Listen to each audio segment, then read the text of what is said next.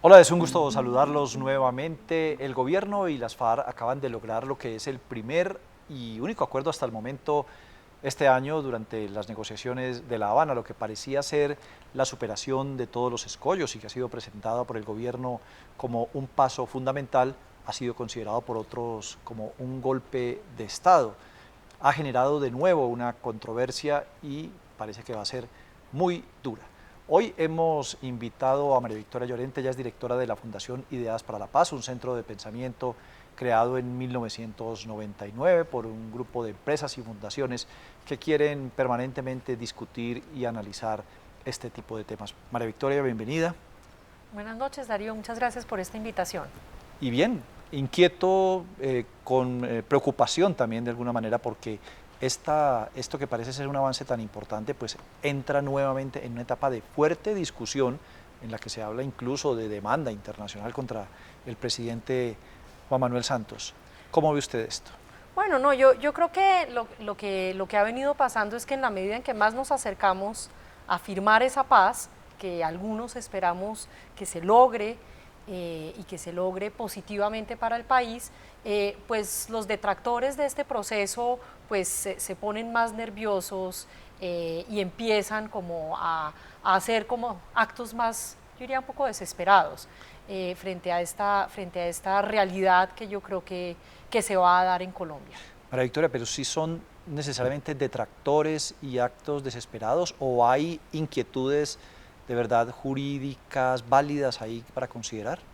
Yo creo que este proceso se ha dado en medio de un debate que creo que es muy positivo, un debate muy democrático y un debate que ha ido como marcando un poco cómo se puede ir avanzando en la mesa de diálogo en La Habana. Sin duda no es un proceso perfecto ni esos acuerdos son perfectos. Yo creo que esos acuerdos van mostrando un equilibrio muy complicado entre partes que tienen unas diferencias muy profundas. No solamente son el gobierno y las FARC, yo creo que el gobierno también ha tenido que considerar y ha tratado de considerar como el debate tan duro que se ha dado en Colombia a propósito de este proceso y ha tratado, digamos, como de equilibrar las cargas y no es un equilibrio para nada fácil porque las distancias son realmente muy, muy grandes. Recordémonos nomás que, digamos, no había ninguna posibilidad para las FARC de una refrendación de estos acuerdos que no pasara por una constituyente. Ahora estamos en otro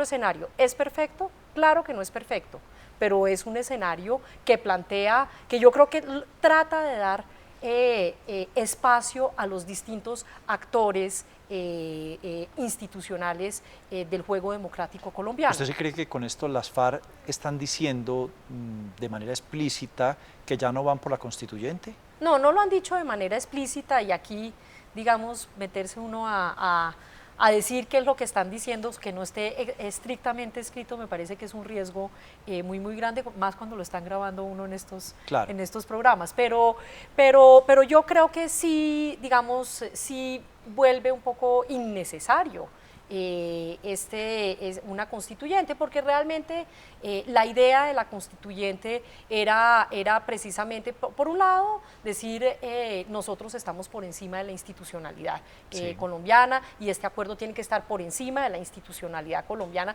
Luego no hay nada dentro de la institucionalidad colombiana que nos dé garantía de que este acuerdo sí se va a cumplir y que va a ser parte, digamos, como de las normas estables del país. Entonces, yo creo que con este acuerdo sí se está llegando como a una solución que puede sonar extraña, como nos sonó inicialmente cuando se empezó a debatir esta idea del acuerdo especial, pero yo creo que es una figura pues interesante que trata de poner muchos elementos de la discusión. Quizás el aspecto que yo sí coincido dentro del debate que se ha dado alrededor de este acuerdo, que sí coincido, que me parece complejo, y que no queda ahí como nada asegurado, Sí. es respecto de la refrendación por parte del pueblo colombiano. Yo creo que eso es una promesa que el presidente Santos le ha hecho y le ha reiterado a los colombianos y creo que sí se necesita. Y que las FARC no han dicho expresamente que respaldan. No, todo lo contrario, han dicho que no. Sí, y frente a Constituyente, precisamente en una entrevista de esta mañana con la Radio Nacional, el abogado Santiago, asesor jurídico, decía que las FARC no habían dicho nunca que la Constituyente fuera el único camino. Ya ahí hay un cambio de tono.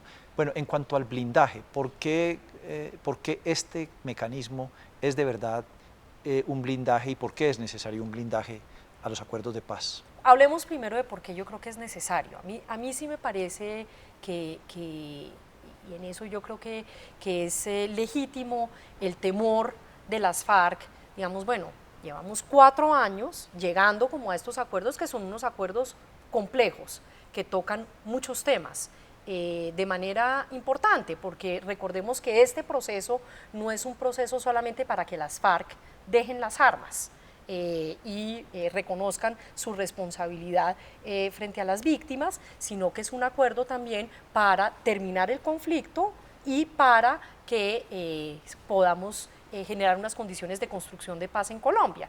Entonces, en esa medida, me parece que sí se requería algún tipo de mecanismo que asegurara.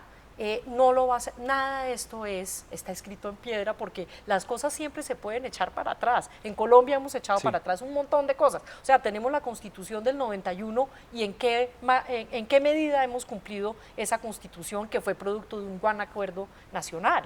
Entonces fíjese que de todas maneras para las FARC, y yo creo que también para el gobierno que se ha empeñado en y que cree en ese acuerdo, pues sí se requería algunas salvaguardas, no solamente del orden jurídico nacional, sino también internacional. Entonces, ahí vamos a lo de los cerrojos.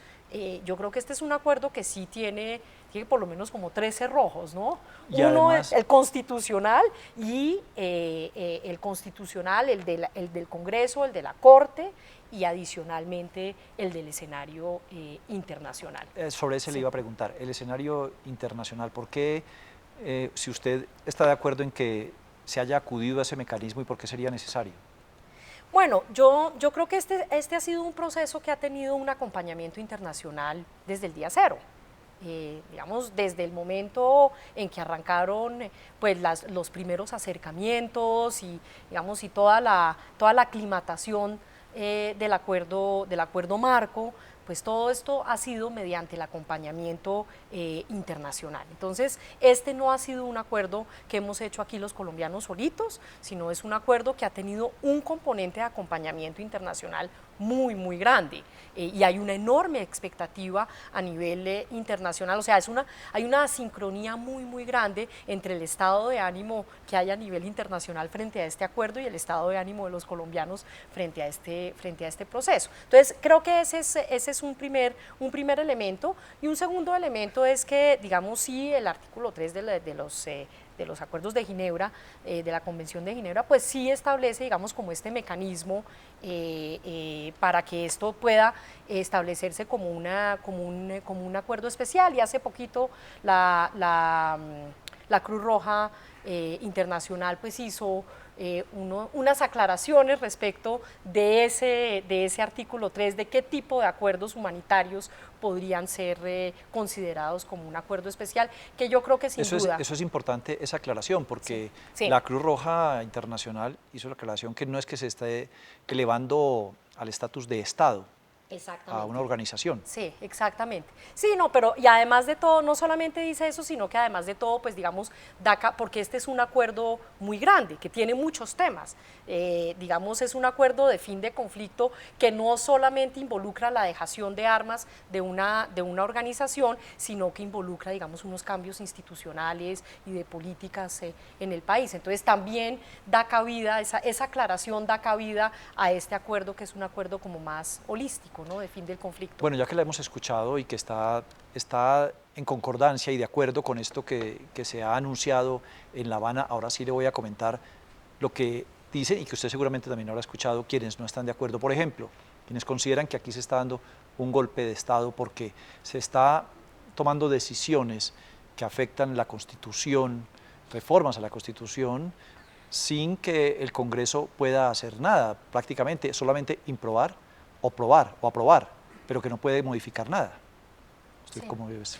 Bueno, mire, yo creo que eso tiene tanto de largo como de ancho, porque, pues digamos, sí, el procedimiento para, digamos, para aprobar el acuerdo final que salga de La Habana, ¿sí? Como un acuerdo especial, va pues como si fuera, digamos que tiene tiene un procedimiento que se establece como un procedimiento similar al de un tratado internacional, ¿sí? Entonces es un procedimiento en donde el Congreso, a través de una discusión que está ahí establecida dentro del propio acuerdo de cómo sería, en qué tiempo sería, con una mayoría calificada, que no, pues que es una mayoría complicada de todas maneras, con una mayoría calificada, aprueba o desaprueba este acuerdo en su integralidad. ¿Pero qué quiere decir eso? Este acuerdo lo que tiene, como yo lo entiendo, es un acuerdo que demarca una cancha, digamos, en una serie de temas. Hay una cantidad de cosas que están ahí acordadas, pero que requieren de desarrollo legal. Ese desarrollo legal se va a dar mediante los procedimientos que se están acordando en este momento en el Congreso de la República, mediante un procedimiento expedito, pero se van a discutir las leyes, se van a hacerle, incluso le pongo el ejemplo, uno de los temas que más inquieta, que es este de la impunidad, que si van a estar en la cárcel, este acuerdo que habla sobre las condiciones especiales de las zonas especiales, sí, las zonas de concentración, la todo lo demás. circunscripción especial de paz. Digamos, todos esos temas son temas que requieren de reglamentaciones, de leyes, y todas esas leyes van a tener que ser discutidas y desarrolladas por el Congreso y luego van a pasar por el filtro de la Corte Constitucional de manera automática. Entonces yo creo que nada está, aquí lo que se va a acordar, lo que se va a decir es, mire, este acuerdo hace parte de nuestra Constitución, pero hay que desarrollarlo. Exactamente, y es ahí el Congreso dice si aprueba o no aprueba. Claro. Y de todas maneras pasa a una revisión de la Corte Constitucional. De la Corte. Exactamente, exactamente. No es que se esté dejando maniatado al Congreso en todo lo que tiene que ver con el acuerdo de paz, en todos los detalles y en toda la carpintería de eso. Para nada, para nada.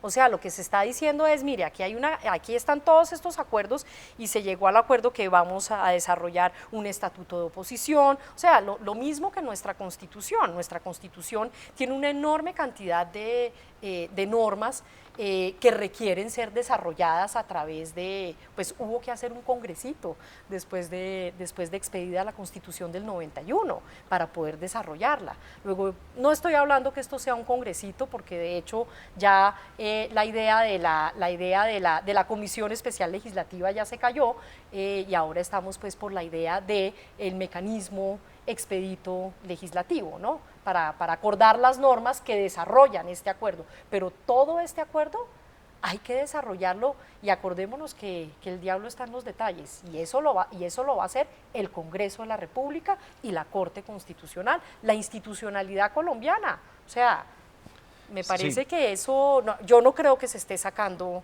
de taquito al Congreso, ni a la Corte, ni mucho menos. Y de todas maneras, cuando el gobierno dice el plebiscito va y cree contar con el respaldo de las FARC para el plebiscito, o con ese visto bueno, porque es lo que ha planteado Humberto de la Calle hasta el momento, significaría que aunque el Congreso aprobara, aunque la Corte Constitucional diera su visto bueno, si el plebiscito sale negativo, no hay nada. Pues eso, o sea, yo creo que estaríamos ahí en una situación complicada, ¿no? Digamos, estaríamos en una situación complicada porque tendríamos un acuerdo que ya está siendo parte del bloque de constitucionalidad, ¿sí? Si el Congreso lo aprueba como tal y la Corte Constitucional también lo considera, que digamos que eso no es violatorio de de nuestro marco constitucional. Si eso sucede y más encima, si ya hicimos, digamos, si ya el instrumento fue depositado en Berna, claro, y si ya el presidente de la República hizo, digamos, la declaración unilateral ante el Consejo de Seguridad de Naciones Unidas. O sea, habría una cantidad de elementos que entrarían ahí sí en cabe una ahí tensión muy complicada. por eso es que Sí. hay quienes dicen entonces que también se está enterrando el plebiscito, de Pues alguna manera. es posible. Yo creo que es un error. Yo creo que es un error de las FARC, digamos, si ese es el juego que están jugando, a que los colombianos, yo creo que este acuerdo necesita para su implementación, porque es que no va a ser solo o sea, una vez se acabe La Habana, todo viene aquí a Colombia y todo depende de cómo se vaya a dar las cargas políticas aquí en Colombia y cómo los colombianos, digamos, se inclinen de un lado o del otro de la balanza. Entonces yo creo que eso no se puede, esa realidad política y social no se puede desconocer, por más blindaje jurídico e internacional que se le dé al acuerdo. Yo creo que estaríamos en un aprieto grande. Sí, María Victoria, el procurador le dice al presidente Santos que por el simple hecho de ser pactado por usted y Timochenko, este acuerdo no puede ser una norma con fuerza constitucional.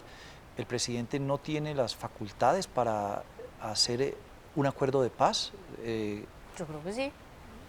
Yo creo que sí, ¿por qué no? Pues sí, o sea, no solamente tienen las facultades, sino además, digamos, acaban de refrendar nuevamente la ley de orden público que le da al presidente todas esas facultades. No puede ser acuerdos, que se pacten acuerdos que sean con fuerza constitucional. Pues el procurador opina de muchas cosas y es una opinión pues muy relevante en este país.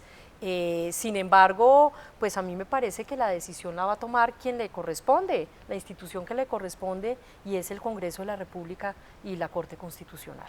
¿Usted cómo ve, después de tantos años trabajando por la paz, aportando información, aportando contexto, elementos de juicio, todo, que se dan pasos y se devuelven tantos en la polémica, en la discusión? Hace un tiempo escuchaba una frase que me llamaba la atención, porque parece es una paradoja, y es que las guerras unen a las sociedades y la paz la divide, porque la paz tiene muchas caras. Y mire usted que aquí los colombianos, todos los colombianos queremos la paz. O sea, yo estoy segura que el expresidente Uribe quiere la paz, que el procurador quiere la paz. Yo creo que todos los colombianos queremos la paz, lo que pasa es que la interpretamos de manera muy distinta. Y es ahí donde está el debate, pero a mí me parece que eso hace parte de un debate democrático. Hace unos años que la discusión de fondo era la ley de justicia y paz. Sí. Echemos para atrás y pensemos en eso. O sea, ese fue un momento muy difícil, fue una discusión muy acalorada. Y finalmente, una cosa fue lo que entró al Congreso, como la ley de alternatividad penal, que fue lo que acordó el gobierno con los paramilitares en el monte, ¿sí? Y otra cosa fue lo que salió del Congreso, y otra cosa muy distinta, lo que la Corte Constitucional permitió al final. Luego, ese es el juego democrático, esa es la democracia.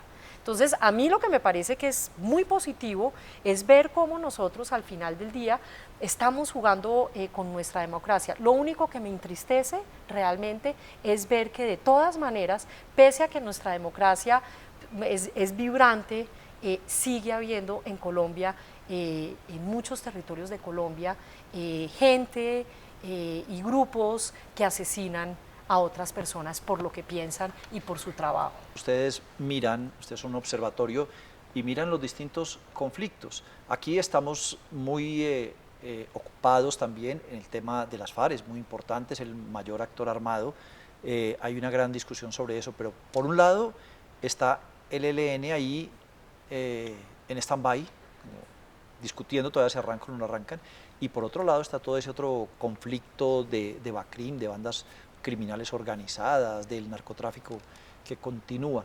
Mientras estamos aquí pendientes de esta parte de la cocina, ¿no se nos estarán quemando por allá a otros lados?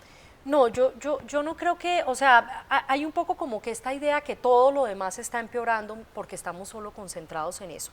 Yo honestamente creo, y así lo muestran los datos, pues son contundentes.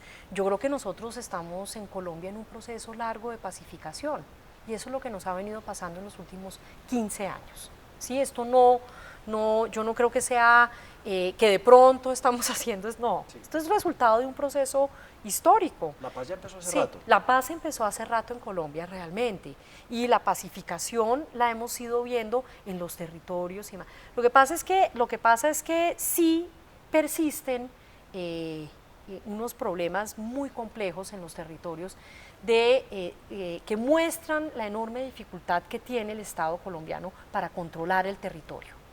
Y eso sigue siendo una realidad en muchas partes de Colombia.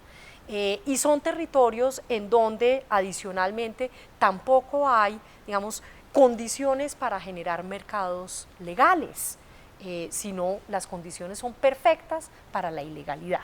Entonces, esa es una realidad que en Colombia todavía no hemos superado. Yo no creo que las cosas hayan empeorado. Ahora hablan que es que las bandas criminales están desbocadas. Hombre, en el 2006-2007, cuando se estaba cerrando el proceso o cuando se cerraba el proceso con los paramilitares y que salen las bandas criminales, estábamos hablando de 33 bandas. Estábamos hablando de 4.000 individuos asociados a esas bandas. Hoy en día estamos hablando de más o menos entre 2.500, 3.000 personas. O sea, no hemos avanzado mucho, pero seguro no hemos retrocedido. Entonces, y ese sigue siendo un problema y va a seguir siendo un gran desafío para el Estado colombiano, porque de lo que se trata todo esto es de un gran proceso de construcción de Estado. Y yo estoy convencida que aquí no vamos a poder construir realmente Estado en muchos territorios si no logramos cerrar el conflicto con las FARC. Yo creo que eso ha sido un escollo muy, muy grande para que podamos construir Estado en esos territorios. Y es como el problema de la pescadilla que no sabe uno al final qué viene primero, si el huevo o la gallina. Sí, quiero aprovechar para preguntarle también por el proceso con el ELN, estancado por la discusión sobre el secuestro. En las últimas horas, el ELN ha dicho que ya el secuestro entra a ser parte del proceso de negociación y dicen que eso fue lo que conversaron recientemente con el jefe negociador para el tema del ELN en Caracas, que ya no es una exigencia, sino que es no es una exigencia, sino algo que entraría dentro de la negociación. Eso es lo que dice el ELN que ha dicho el gobierno. ¿Qué posibilidades hay con pues este yo proceso? Creo que el gobierno ha dicho algo distinto, ¿no? Sí. Sí, o sea, el gobierno ha puesto como una condición, es posible, o sea, a mí ese proceso con el ELN me parece muy complejo, muy complejo porque digamos es una agenda, o por lo menos los puntos que conocemos, pues son unos puntos son un poco aterrizados, ¿no? Todo es, bueno, vamos a conversar acerca de cómo vamos a construir paz en Colombia. O sea, eso puede ser amplio, puede ser muy amplio. Entonces, a mí ese acuerdo yo no termino, digamos, realmente de entender bien ese acuerdo con el ELN, para dónde va. Yo lo que creo es que de todas maneras el ELN es una organización muy difícil para conversar con ella. O sea, yo creo que el Estado colombiano no ha habido ninguna organización con la que haya hablado más que con el ELN en los últimos tiempos, y al ELN le encanta hablar. Entonces yo veo eso muy difícil. Me parece, sí, que sería un error histórico grande del ELN que no aproveche, digamos, como esta oportunidad de la paz. ¿Y el ELN no parece dispuesto a seguir lo aprendido en el largo proceso que se lleva con las FARC y como a usar la misma metodología, la misma terminología, todo lo demás, sino como a arrancar su propio proceso, lo que lo haría larguísimo. Sí, lo que pasa es que son dos guerrillas muy distintas, son dos guerrillas muy distintas y se responden, digamos, a lógicas muy distintas. Pues, digamos, el ELN siempre ha sido asambleario, siempre ha sido, digamos, de la participación, de que ellos están en medio de la comunidad, digamos, esa ha sido como su lógica histórica, y me parece muy difícil desmontarlo de ahí. Lo que uno podría pensar es que, y fue como algo que en algún momento me pareció que podía ser como el camino de esto, es que de cierta manera ese acuerdo con el ELN, en donde todo se iba a hacer a partir de procesos participativos, de alguna manera confluyera con el desarrollo de los acuerdos de las FARC, que también todo se va a hacer a través de mecanismos participativos. Entonces, si uno pudiera como hacer que confluyeran los astros en ese sentido, puede ser, pero yo veo muy enredado lo del ELN por ahora. Sí. Bueno, María Victoria Llorente, pues vamos a ver cómo le va al gobierno esta semana. El 18 presenta al Congreso, lleva ya este articulito. El articulito, que ya está hecho además. Sí, el articulito para el proyecto de acto legislativo. Vamos a ver qué ambiente tiene en el Congreso, cómo será recibido por quienes están a favor, quienes están en contra. Muchas gracias por sus conceptos, por sus aclaraciones desde Ideas para la Paz. Muchas gracias por esta invitación y bueno, buenas noches a todos. Y a ustedes también, gracias por habernos acompañado. Los esperamos la próxima semana. Que tengan un buen día.